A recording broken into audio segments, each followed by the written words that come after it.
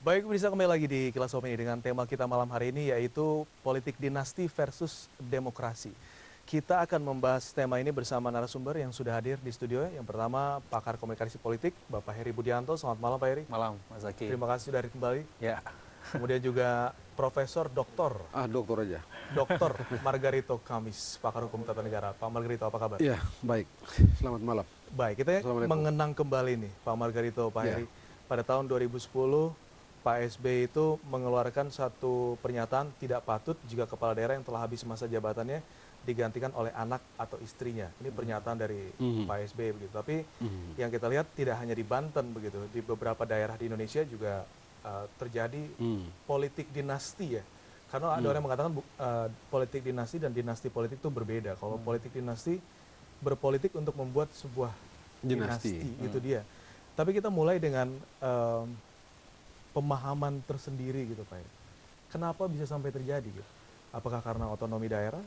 Apakah memang sengaja dibiarkan begitu saja atau bagaimana? Ya, begini. Biasanya politik dinasti itu dilakukan dalam sistem negara otoriter ya. Karena mudah ya, mudah sekali mengatur. Jadi dengan otoriter itu bisa memaksa siapapun yang dalam lingkup keluarga, klan keluarga itu akan dengan sendirinya masuk ke situ. Tapi di Indonesia saat ini fenomena menarik menurut saya adalah ketika sistem demokrasi. Ketika sistem demokrasi ini mengemuka dan orang sudah mulai menyadari itu kan sebenarnya sudah lama ya. Sejak pemilu 2004 itu sudah mulai mengemuka ya. Ekses dari reformasi itu sendiri. Nah, kemudian ini kan isunya hilang timbul gitu ya, dan pada akhirnya semua mata terbelalak pada saat ini ketika misalnya dinasti Atut misalnya, ini kan sebenarnya udah lama ya, realitas politik sudah ini berlangsung lama, tapi ketika adeknya Atut ya tertangkap. TCT itu yang dipanggil Wawan itu kemudian dijadikan tersangka, lalu kemudian kita tertuju ke situ.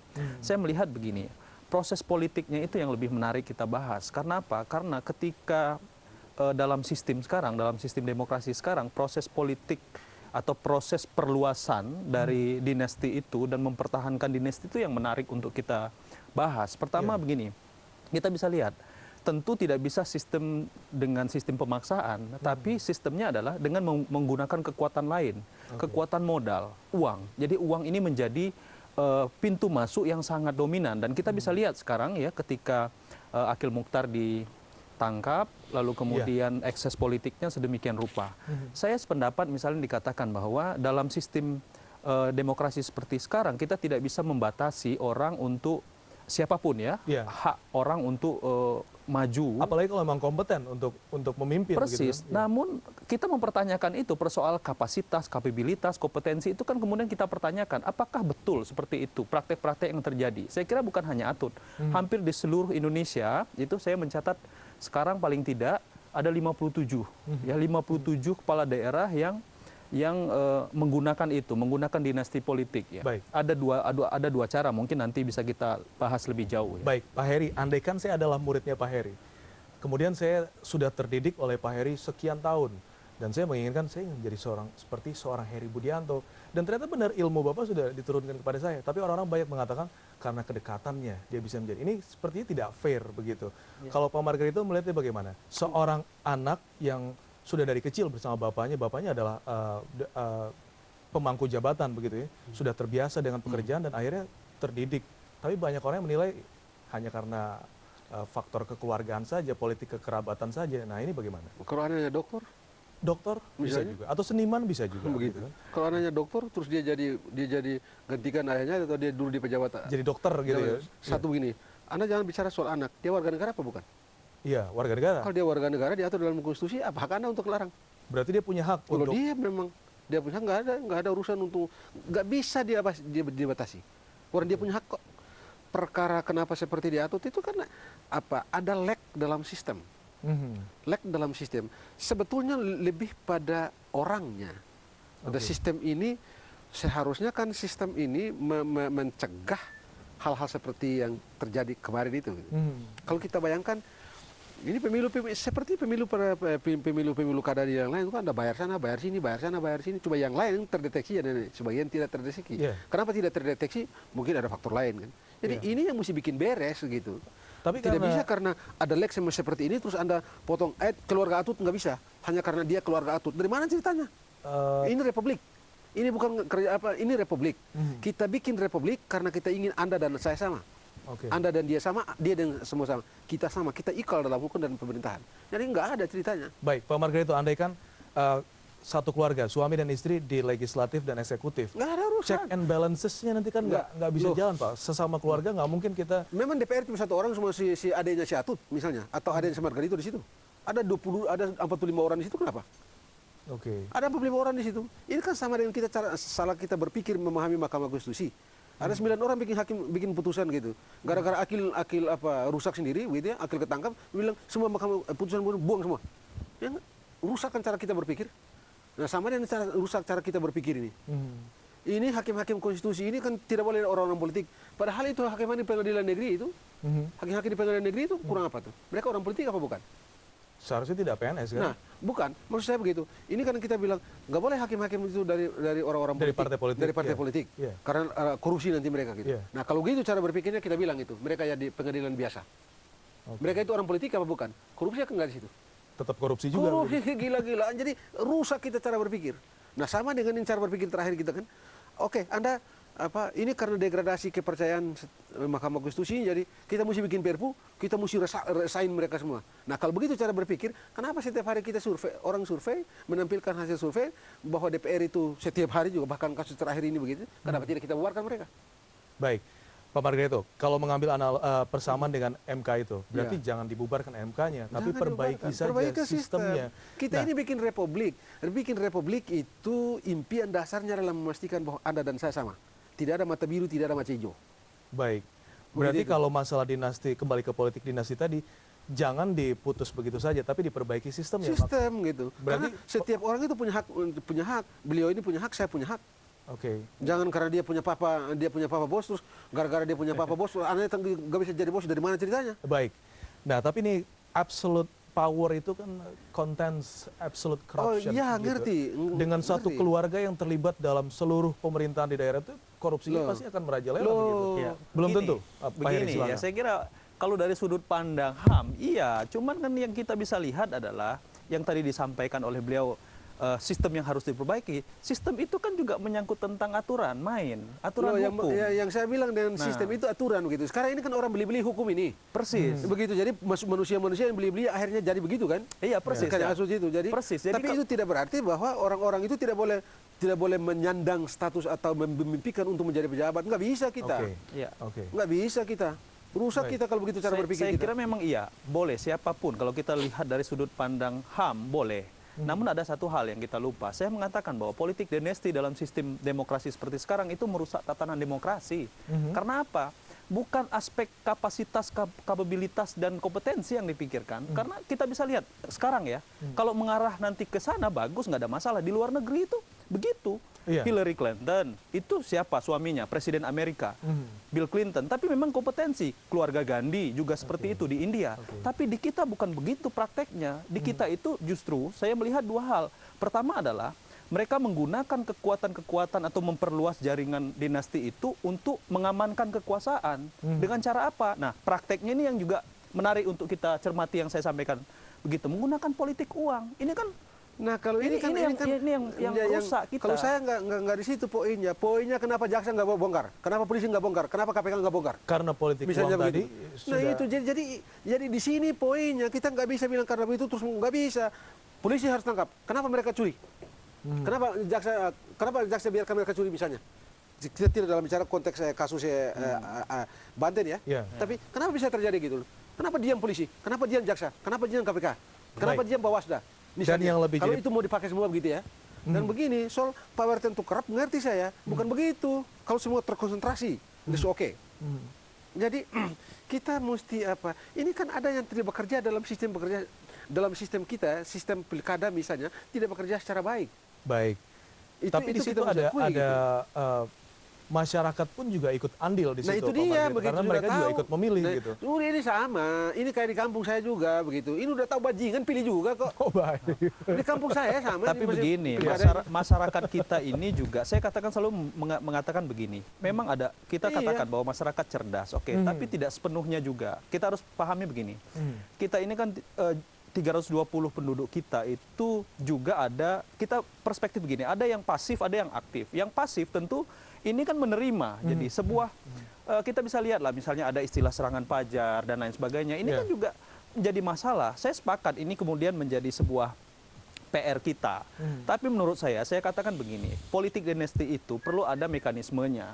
Oke. Tidak bisa kita mengatakan bahwa itu adalah hak seluruh warga negara lalu kemudian mengabaikan aspek-aspek yang lain. Iya. Kalau kita sudah matang dalam berdemokrasi, saya kira nanti akan berproses. Tapi untuk saat ini kita belum matang Kita nggak bisa berdemokrasi. begitu. Dalam- Kita tidak bisa menanti itu hanya menanti kita ketakutan itu lalu kita habisi hak-hak warga negara. Nggak bisa, saya nggak setuju. Sampai kapanpun saya nggak setuju. Kalau hanya karena itu terus hak Anda mau jadi Anda yang pintar, Anda yang pandai, Anda yang punya duit, Anda punya kapabilitas, nggak bisa jadi gubernur, nggak bisa jadi bupati hanya karena abang Anda jadi bupati, nggak bisa. Kalau kapasitas Oke. dan kapabilitas nggak ada masalah. Enggak, tapi terakhirnya sekarang begini, begini. Anda adik saya gubernur, Anda mau jadi bupati, gitu saya lempar sana.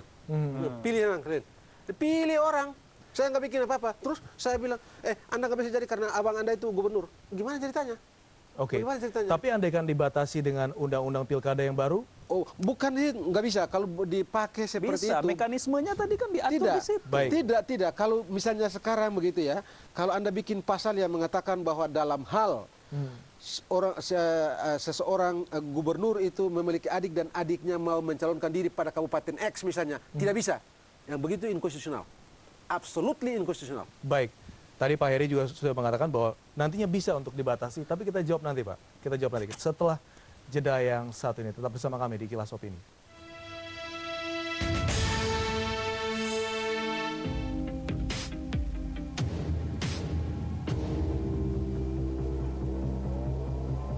Pemirsa, pada masa Orde Baru istilah KKN seperti menjadi hal yang terus diperbincangkan, terutama masalah nepotisme. Kini pasca reformasi, di mana pemerintah terus menggadang-gadangkan demokrasi, justru perilaku nepotisme semakin merajalela.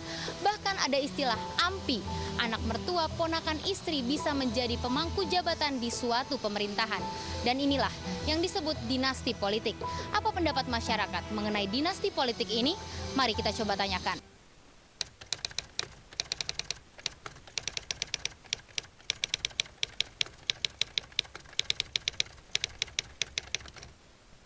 Politik dinasti sebenarnya ada sisi positif dan negatif. Kalau untuk positif mungkin bila dia memang sesuai dengan skill dan kemampuannya itu mungkin bisa diterima ya. Tapi kalau misalnya hanya berdasarkan koneksi atau hanya sebatas kenal tapi tidak sesuai dengan kemampuannya itu akan berdampak negatif, tidak bagus.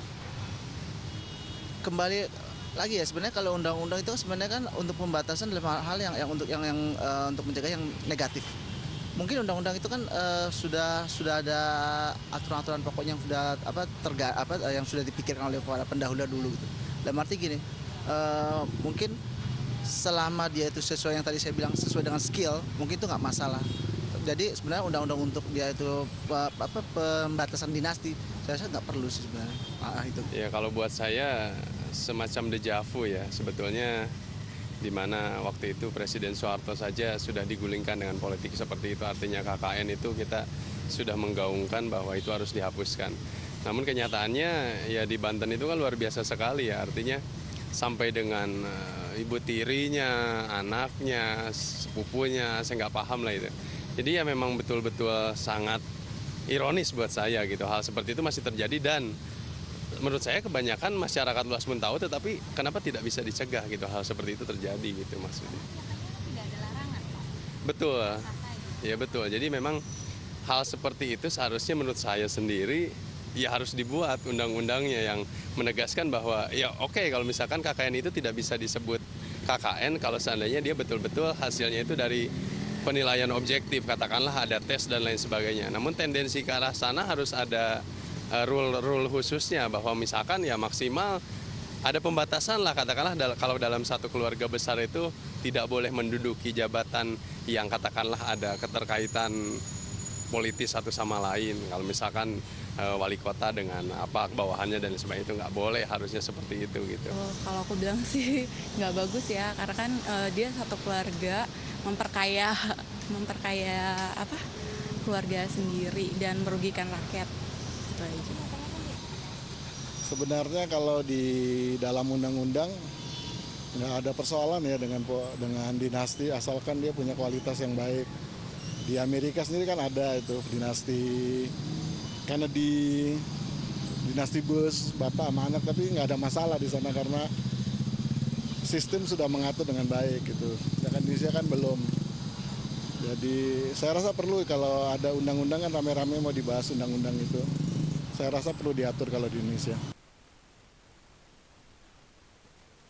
Baik, bisa itu dia tanggapan beberapa masyarakat mengenai politik dinasti. Kita kembali lagi melanjutkan tema kita malam hari ini, politik dinasti versus demokrasi. Makanya kata Pak Heri tadi, masyarakat kita belum begitu matang untuk berdemokrasi. Jadi untuk hadirnya politik dinasti ini sepertinya belum siap, jadi sebaiknya dibatasi terlebih dahulu. Ada juga tadi yang mengatakan, ya kalau memang skillnya oke, memang kompetensinya bagus, begitu ya, no problem. Tapi terbukti sepertinya malah justru mengarah kepada korupsi. Mati-matian kita orde baru dulu supaya tidak terjadi lagi nepotisme. Tapi sekarang justru terulang lagi begitu ya Pak. Pak Margarito bilang tidak bisa dibatasi. Jangan, karena itu hak warga negara gitu ya Pak ya. Tapi kalau Pak Heri bilang bisa, memang seharusnya dibatasi. Nah bagaimana Pak Heri? Begini, jadi proses politiknya juga perlu kita catat. Saya setuju hak warga negara, namun kita bisa lihatlah. In case Indonesia ya, saya bicara Indonesia saat ini. Begini, cara-cara mereka memperluas kekuasaan, mempertahankan kekuasaan, itu kan tadi spiritnya kita serahkan kepada masyarakat. Saya mengatakan begini, oke masyarakat kita cerdas, kita sepakat. Namun begini, ada yang berani jamin nggak? Masyarakat masuk ke TPS, memilih, lalu kemudian suara yang sudah mereka berikan, itu kan direkap oleh KPU, kemudian KPU menghitung, memutuskan, lalu kemudian hasil keputusan, proses keputusan KPU itulah yang kemudian kan yang juga menimbulkan tanda tanya besar ya. Begitu. Lalu kemudian itu bergulir ke MK dan lain sebagainya. Nah, ini cara-cara memperoleh kekuasaan ini menurut saya yang menjadi poin juga gitu loh. Ini yang saya katakan. Ini kan bukan cara dinasti kan, ini kan cara kan diberlakukan di seluruh Indonesia kan. Persis. Tapi yang dipertahankan adalah dinasti itu tadi dengan cara-cara politik yang tidak baik.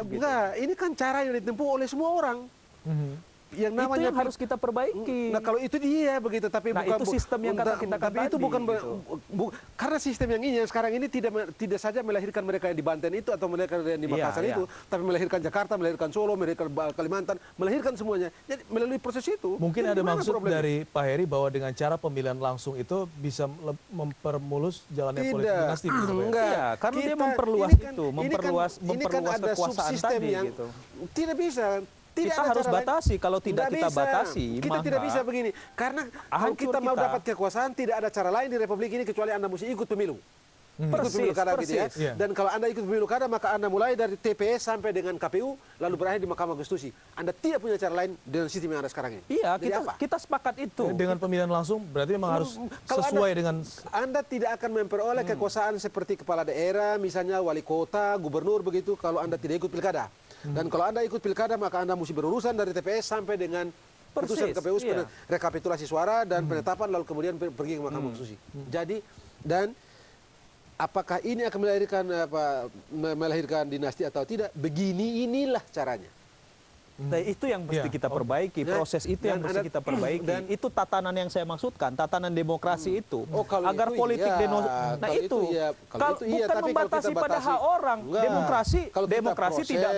Demokrasi tidak membatasi hak orang. Itu kita sepakat. Namun kita perlu tatanan dalam sistem itu yang kita pentingkan. Karena apa?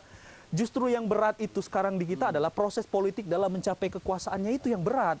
Apa praktek korupsi, money politik seperti sekarang gitu loh. Ya, enggak begini. Ini kalau urusan money politik ini ya, tahun 72 Amerika itu bikin undang-undang Amerika itu baru bikin juga undang-undang mengenai money politik. Tahun 1972. Baru bikin. Tahu nggak? Mereka mulai berpemilu kapan? 1789. 1789 mulai mereka berpemilu. Tahun 1789. Anda tahu sampai tahun 1962 orang hitam nggak bisa orang hitam apalagi yang perempuan nggak bisa nyoblos, tidak punya hak, begitu itu. Nah kalau kita tunggu mau beres, sampai kapan Republik ini beres? Dan Sambil kita mesti jalan juga nggak oh bisa iya, juga. by proses, ya leading by doing, dan itu oke gitu jalan. Demokrasi Nah, itu kan pilihan gara-gara kita. Gara-gara kita nih. Sekarang kalau Anda bilang kita ini mengumpulkan kekuasaan kita atau hari-hari ini orang dinas itu mengumpulkan. Terus jaksa kerjanya apa? Bawasda kerjanya apa? Irwasda, Irjen itu kerjanya apa? Irjen di setiap departemen kerjanya apa? Nah, Begitu itu. karena itu dari Begitu itu loh. Sehingga Mendagri ini karena lek ini akhirnya kan katakanlah ada satu kelompok, ada satu klan keluarga begitu ya menjadi bisa hebat kan. Tapi kalau sistem ini kalau dia bekerja dengan benar kan, kalau bekerja kan habis nih. Bagaimana orang bisa tumpuk-tumpuk duit ngerampok itu APBD misalnya atau ngerampok APBN? Bagaimana caranya? Kalau ini bekerja, BPK bekerja, BPKP bekerja, Irjen bekerja, Irjen di setiap departemen itu bekerja. Kalau BDBWN turun, tugas berbantuan turun. Departemen teknis, Irjennya turun. Periksa yang benar. baik. Yang kayak begitu. Pak Margarito, Ini kan nggak karena bekerja itu semuanya. dari Mendagri bekerja sama dengan DPR untuk menggodok RUU Pilkada ini, Ya. Nah, ini di mana nanti akan ada Anda- satu, bukan untuk dihilangkan, tapi untuk dibatasi sehingga lebih teratur gitu. Enggak, batasinya mesti bilang batasinya kayak apa? Ada satu ide dari Pak Gamawan Fauzi yang mengatakan bahwa selama masa jabatan itu, selama masa itu tidak boleh keluarga untuk ikut mencalonkan diri. Lu Jadi, apa dasarnya? setelah Di mana pakai konstitusi apa Gamawan itu? Gamawan pakai undang-undang dasar berarti apa? itu bisa melanggar konstitusi. begitu? Gamawan pakai undang-undang dasar apa? Tanya dia. Bilang Margarito tanya dia pakai undang-undang dasar apa? Tapi kalau Pak Heri melihat ide seperti itu, Pak Heri setuju gitu? Saya menggarisbawahi yang disampaikan oleh beliau bahwa demokrasi jangan menghilangkan hak individu, itu sepakat. Demokrasi ketika dia menghilangkan hak individu maka itu tidak patut pertanyakan gitu ya. Sepakat. Makanya kita agak beda sudut pandang nih. Kita beda sudut pandang. Saya lebih menyoroti pada proses politiknya ini yang perlu ada mekanisme, ada tataran agar demokrasi ini cantik gitu loh. Oke. Oh, kalau itu iya. ini begitu. yang Oke, harus ya. kita Tidak bisa kita jalankan, gitu loh. terus gara-gara apa? Begini, nggak bisa. solusi yang saya berikan begini misalnya. Kalau Saya kita juga akan perbaiki, mengatakan ya. begini, kalau kemudian ada aturan-aturan yang seperti disampaikan oleh Mendagri Gamawan Fauzi, nah itu pasti ada perdebatan. Menurut saya begini, perlu ada aturan mekanisme yang jelas begini. Perlu ada indikator, satu indikator yang mengatakan bahwa seseorang itu terukur kapasitasnya, integritasnya dan lain sebagainya. Sehingga bisa ini menjadi Kalau sebuah itu syarat. suatu hal itu gitu. syarat. Di undang-undang Persis, sekarang ini itu kan mekanisme. Iya, itu mekanisme. Nah, itu ya, kita mekanisme tinggal- itu kita gitu pikirkan loh. banyaknya saja. Kita tes IQ-nya dia sinting apa enggak begitu kan. Kita tes ini emosinya dia pemarah, cepat marah apa enggak. Bisa aja itu kalau begitu. Kalau sekarang ini kan you warga negara apa enggak? You sehat jasmani dan rohani apa tidak? Itu doang itu kalau sekarang ini di undang-undang sekarang. Nah, kalau kita mau bikin itu kita tes dia. Dia ini orang ini punya bakat curinya gede-gede apa enggak Iya. gitu kan. Cepat marah apa enggak begitu kan. Nah, Dia- persis saya kira begitu. itu persis. Ada satu poin yang Kan disampaikan tinggal nama-nama aja kalau begitu itu. Pak Margarito ingin menyampaikan tadi bahwa dinasti politik ini no problem, No problem. nggak masalah. Asal mereka yang sebagai penegak hukum Ya, itu dia. bekerja dengan baik, Itu begitu. dia. Sehingga praktek korupsi itu Enggak bakalan. tidak akan terjadi. Enggak bakalan. Hal ini Sebab begini, korupsi ini kan tidak terjadi di dinasti kan? Ya, Korupsi kan tapi akhirnya dari dinasti apa? menghambat. Enggak, kita punya cara berpikir begini. Kalau Anda berpikir bilang itu korupsi dinasti itu sama dengan korupsi, saya mau tanya, apakah korupsi di Ternate sana ada hubungan apa dengan dinasti? Begini, Ada hubungan apa dengan dinasti? proses pembangunan itu, korupsi yang ada di DPR sana ada berbahaya. urusan apa dengan dinasti? Enggak ada. Kalau korupsi, di mana saja korupsi? iya. Enggak ada cerita. Tidak ada hubungan dengan Enggak ada kekerabatan cerita tadi dari itu. dinasti. Enggak ada cerita dari dinasti. Itu yang ketangkap itu Ruby dan Dini itu apa? Dinasti apa dia itu? Iya, itu salah satunya. Jadi, korupsi nggak ada hubungannya dengan dinasti.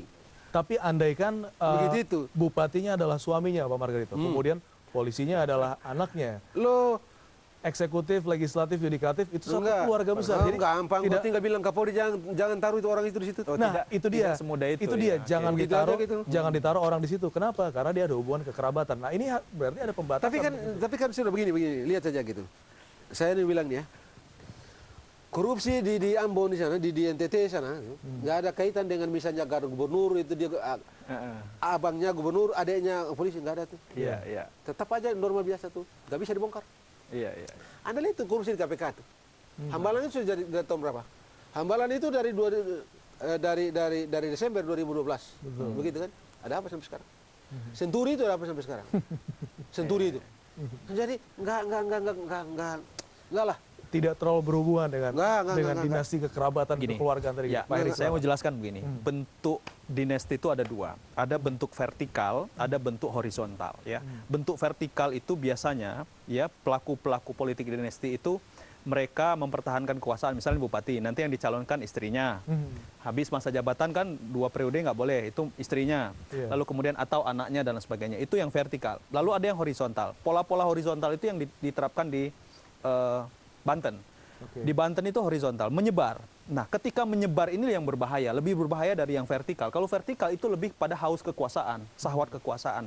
Tapi kalau yang horizontal, yang menyebar, bupatinya, lalu kemudian anggota DPRD-nya dan DPD. sebagainya, itu menghambat proses pembangunan. Jelas, karena apa? Karena nanti ini ya, indikasi yang didorong oleh KPK itu begini nanti dari kasus Banten. Dilihat, ternyata kan nanti yang pemain-pemain, katakan pemain-pemain proyek yang ada di dalam suatu pemerintahan yang bentuk dinasti politiknya adalah yang bentuk horizontal tadi, itu pasti akan dari keluarganya juga yang ngatur. Kan sinyalemen itu kan terjadi. Nah, ini yang menurut saya merusak semua tatanan kita Dan itu akhirnya. itu kan yang dicek oleh KPK kan? Ya justru itu. Jadi nggak ada Makanya soal. kita Sebab harus apa? Dengan atau tanpa dinasti ada korupsi. Iya. persis. Tapi Dengan atau tanpa dinasti ada korupsi. Iya. Dan dinasti, andai kata Anda bilang dinasti Banten itu, sistem kita bekerja KPK cek nanti, akan ketahuan nanti. Ya. Mati nggak tuh? Iya. Selesai kan? Akan selesai. Baik, bagaimana nanti RUU Pilkada ini Pak Margarito sepertinya sudah tidak setuju gitu ya. Terutama Saya RUU cuma bilang Pilkada. sama Pak Gamawan, jangan dia bikin undang-undang yang bilang kalau jangan bikin pasal begitu gitu kan. Pasal itu sebelum lahir sudah cacat. Baik, Kalau kita- tidak Anda tanya dia, bilang Margarito tanya Pak Ya itu Pak Gamawan. pakar hukum tata negara Pakar bilang hukum iya. tata negara bagaimana nanti Persis. untuk merevisi atau memperbaiki sebelum dia jadi undang-undang. Ini kan masih RUU gitu. Dan kita bilang sama dia, ya, mudah-mudahan di malam ini dia nonton dan dia tahu bilang saya nggak setuju barang itu. Baik, kita bahas lagi Pak ketidaksetujuan Anda setelah jeda yang satu ini di Kilas Opini.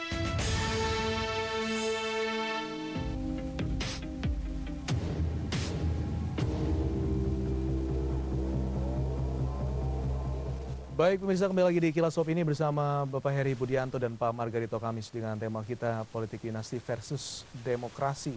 Pak Margarito Kamis sudah mengkritisisasi gitu ya.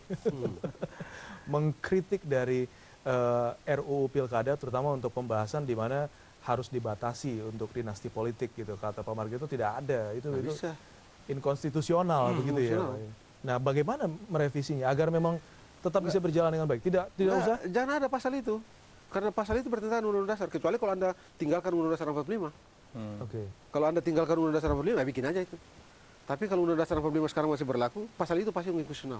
Apa otonomi Apa yang daerah? Enggak. Otonomi daerahnya harus dirubah, Pak Margarito. Tidak bisa juga. Tidak bisa. Undang-Undang otonomi daerah tetap aja tidak ada hubungannya karena cantolannya kan ke konstitusi.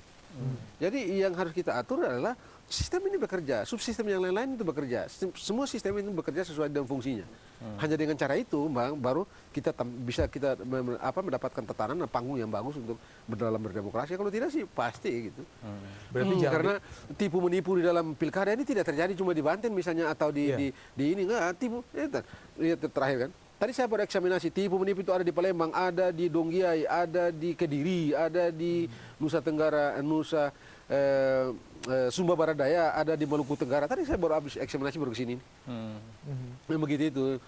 Ada penyelenggara jadi tim sukses KPU, anggota KPU jadi tim sukses satu pasangan. Oke. Ada yang harusnya tidak boleh begini dibikin begitu. Ada yang kotak suara harus dibawa ke Mahkamah Konstitusi dicabut, diganti, berita acara diganti gitu. baik, tapi kalau kita melihat secara Karena ini kan kelakuan para penyelenggara negara, para penyelenggara pemilu ini kan. iya, secara etika politiknya Pak Margarito, andaikan seorang pejabat itu andaikan Iya, dia iya. memiliki 2 istri. Ya, ya. Kemudian kedua-duanya dijadikan pemangku jabatan gitu, ada yang jadi bupati, ada yang jadi DPRD. Secara etika gitu, tidakkah ini melanggar etika politik gitu menurut Anda? Etika apa ya? Kita standar apa loh? Kalau ibu-ibu, bukankah kita ini sedang menghargai perempuan? Justru diberikan panggung buat mereka ya. Iya loh, kalau dia orang lihat oh ya ibu sana bagus, baik, kelakuannya baik, bisa jujur segala macam. Ini aja deh daripada ini yang bandit-bandit bajingan ini. Oh ini deh kita ambil aja deh, ini dia. Ini baik nih orangnya ini. Ya, ibu-ibu begitu ada perasaan kasih, ada perasaan ngayomin karena ibu begitu kan. Ya kita ikut dia. Di mana salahnya? Pak Heri, ini ada satu hal yang menarik, ini pola pikir yang ditwist sama seorang Margarito Kamis malam hari ini. Orang langsung berpikir setiap kali melihat tentang, kita ambil contoh, tentang Ratu Atut dan keluarganya, langsung bilang ini politik dinasti tidak harus dibiarkan. Tapi justru Pak Margarito menganggap bahwa sebenarnya bukan masalah politik dinastinya, tapi mereka yang penegak hukum, jaksa, polisi di sana juga harus bekerja dengan sebaik-baiknya. Dan memang bila ada dua anggota keluarga atau anak atau istri itu juga tidak melanggar etika politik begitu. Begini, makanya tadi saya katakan ketika Bang Margarito mengatakan tidak ada yang salah, ya gitu, tidak ada yang salah dari konstitusi, ya. Tapi begini, ada sebuah sistem yang memang menurut saya harus diperbaiki. Kalau semua sistem jalan, berarti kan demokrasi ini kan matang. Tadi polisi bekerja, jaksa bekerja dan segala macam. Tapi kan semua sekarang ini kan perlu kita pertanyakan. Ada sesuatu hal yang tidak jalan. Polisi tadi kita bilang nggak jalan, lalu kemudian jaksa nggak jalan, institusi pengawasan dan lain sebagainya nggak jalan. Makanya itu perlu ada sebuah aturan main nih, gitu. Jangan sampai kekuasaan itu bertumpuk pada satu dinasti. Tadi kalau ditanyakan itu mempunyai dampak terhadap etika politik, jelas itu tidak memberikan pendidikan politik yang baik, tidak beretika secara politik. Karena apa? Begini deh, ketika misal tadi ditanyakan misalnya suami atau istri, kalau itu mereka yang dicalonkan atau yang menggantikan suaminya bupati